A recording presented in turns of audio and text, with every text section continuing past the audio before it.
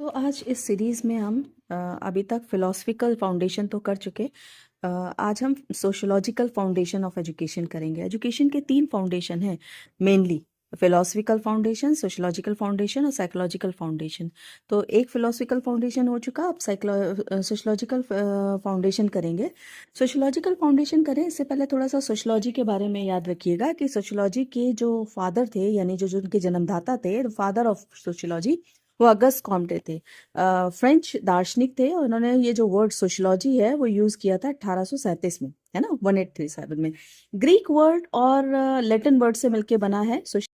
Latin word सोसाइस और Greek word लोगस, उसका है लोगस। यानी इसका मतलब सोसाइसियस का मतलब हो गया कि सोसाइटी, और लोगस का मतलब नॉलेज ना। तो सोसाइटी से रिलेटेड नॉलेज सोशोलॉजी कहलाता है। अब इन्होंने जो था पहली बार सोशोलॉजी को फंडामेंटल साइंस के रूप में प्रस्तुत किया था, और ये कहा था कि अगस्त कॉम्पटे ने कि जो सोसाइटी और इंसान के बीच जो वैज्ञानिक पद्धति से जो अध्ययन करती है वो उसको हम सोशोलॉजी कहते हैं। तो इतना अगर आप सोशोलॉजी के बारे में याद रखो तो अच्छा रहेगा। इसके बाद थोड़ा सा इसके बारे में कि जो इसका शुरुआत थी वो 1876 में संयुक्त राष्ट्र में हुई सबसे पहले। फिर सोशोलॉजी की एजुकेशन देना शुरू किया। फिर 1889 में फ्रांस ने शुरू किया।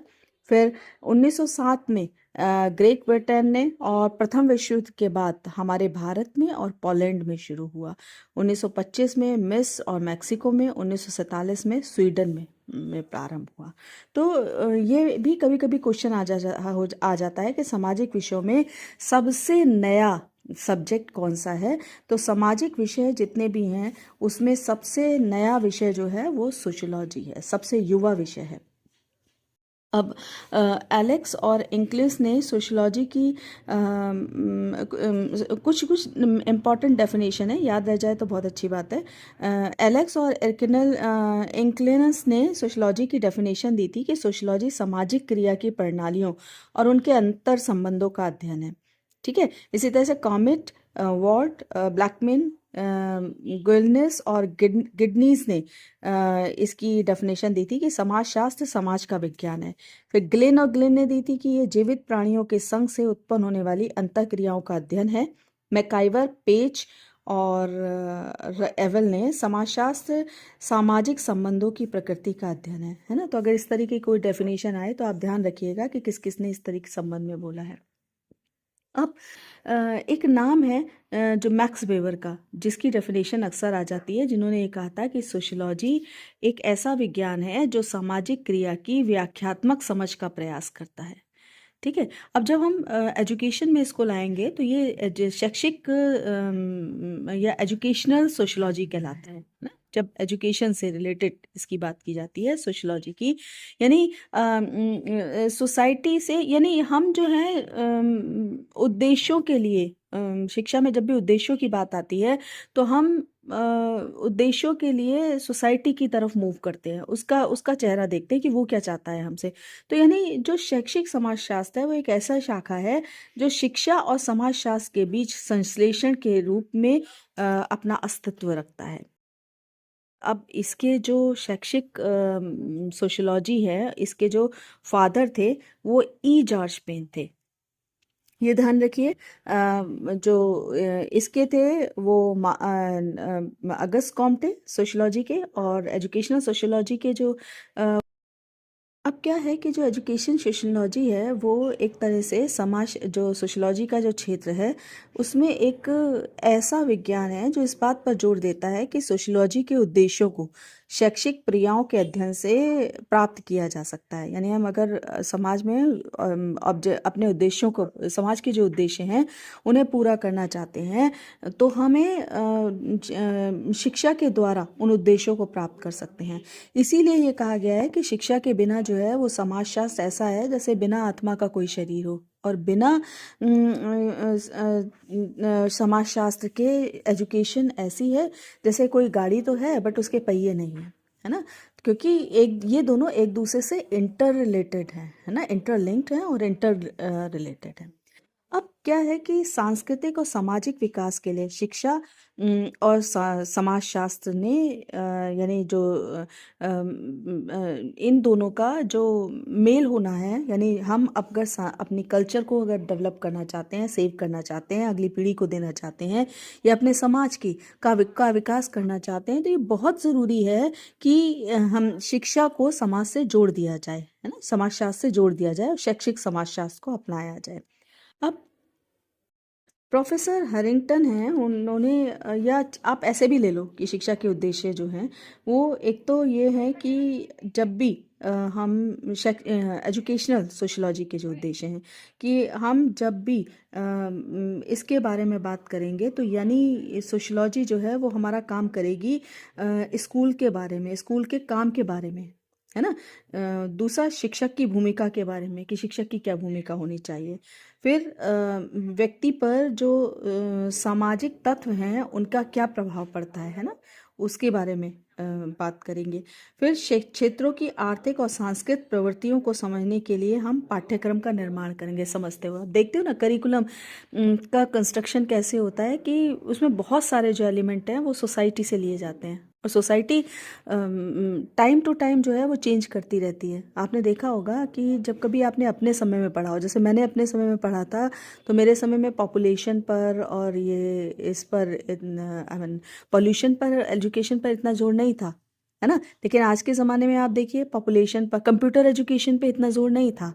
हम एक अच्छे मतलब एक पढ़ते थे लेकिन बहुत सामान्य सी नॉलेज करते थे। अब आप देखो क्योंकि सोसाइटी की डिमांड है तो शुरू से ही प्राइमरी लेवल से ही कंप्यूटर के पार्ट्स डाले जाते हैं, प्राइमरी लेवल से ही बच्चों को वैल्यूज़ की एजुकेशन दी जाती है ना। तो समाज जब जब डिमांड करता है, समाज जब जब ये देखता है कि शिक्षा के उद्देश्य ये होने चाहिए, इस चीज़ की कमी हो रही है या हमें ये चीज़ें अपने समाज के विकास के लिए चाहिए, तो वो एजुकेशन की तरफ मुड़ता है। तो बस वही ये बताया है कि इस क्षेत्र में जो है वो जो एजुकेशन है उसके उद्देश्य इस तरीके के होने चाहिए। फिर इसमें सामाजिक तत्वों पर व्यक्ति के प्रभावों का अध्ययन करना, शैक्षिक समाजशास्त्र के उद्देश्यों को प्राप्त करने के लिए रिसर्च तकनीकों का नियोजन करना, है ना, रिसर्च जो टेक्निक्स हैं उसको उसकी प्लानिंग करना। फिर ये बात करेंगे वो हम करेंगे शिक्षा का समाजशास्त्रीय आधार और यानी इस चीज़ का अर्थ क्या है ना। तो आप ये जानते हो कि शिक्षा जो है वो एक सामाजिक प्रक्रिया है जिसमें कि हम बच्चे का सोशलाइजेशन करते हैं और जब सोशलाइजेशन करते हैं तो उसके व्यवहार में कुछ परिवर्तन आता है। यही परिवर्तन हम ला सकते हैं शिक्षा के माध्यम से, है ना। तो एक ये हुए हैं शिक्षा शास्त्री, उन्होंने कहा था कि ब्राउन, जिन्होंने कहा था शिक्षा सचेत रूप से नियंत्रित प्रक्रिया है जिसके द्वारा व्यक्ति में और समूह के भीतर व्यक्ति के माध्यम से परिवर्तन उत्पन्न होते हैं। देखो यहाँ समूह के माध्यम से आ गया ना, तो जहाँ समूह का माध्यम आया वहीं सोसाइटी आ गई, है ना। यानी सोसाइटी का होना बहुत ज़रूरी है अगर हम बच्चे के व्यवहार में परिवर्तन चाहते हैं, और बच्चे के व्यवहार में परिवर्तन वो चाहते हैं जो कि वांछित हो, है ना, जो समाज के उद्देश्यों के अनुरूप हो। तो शैक्षिक ये है आपका सामाजिक शास्त्र, उनमें सामाजिक शक्तियों का विकास, सामाजिक शक्तियों पर ध्यान केंद्रित किया जाता है जिसके माध्यम से व्यक्ति का विकास होता है ना। और फिर हम उन सामाजिक संबंधों पर ध्यान केंद्रित करते हुए उसके माध्यम से हम बच्चे में बच्चा जो है वो या कोई भी व्यक्ति एक सही अनुभव को प्राप्त करता है। अब क्या है कि जो शिक्षा का समाजशास्त्रीय आधार है उसका उद्देश्य क्या है, तो उसका उद्देश्य यानी जो शिक्षा का उद्देश्य है ना, वो ही शिक्षा के समाजशास्त्रीय प्रसार का उद्देश्य है। लेकिन इसमें सोसाइटी का जो ऑब्जेक्टिव है वो मिला हुआ होता है। जब हम सोसाइटी के ऑब्जेक्टिव को मिला देते हैं तो वो हमारा शिक्षा का समाजशास्त्रीय आधार और उद्देश्य हो जाता है। ये बात बच्चे में उन गुणों का विकास और सामाजिक भावनाओं का विकास करना जो उसे समाज व राष्ट्र में अपने उत्तरदायित्वों को समझने और एक आदर्श जीवन जीने में सक्षम बनने के लिए उसको वो प्रयत्न करे, है ना, या वो सक्षम कराए, वो ऐसी शिक्षा हो, है ना, और साथ ही देश का एक जिम्मेदार नागरिक भी बनाए।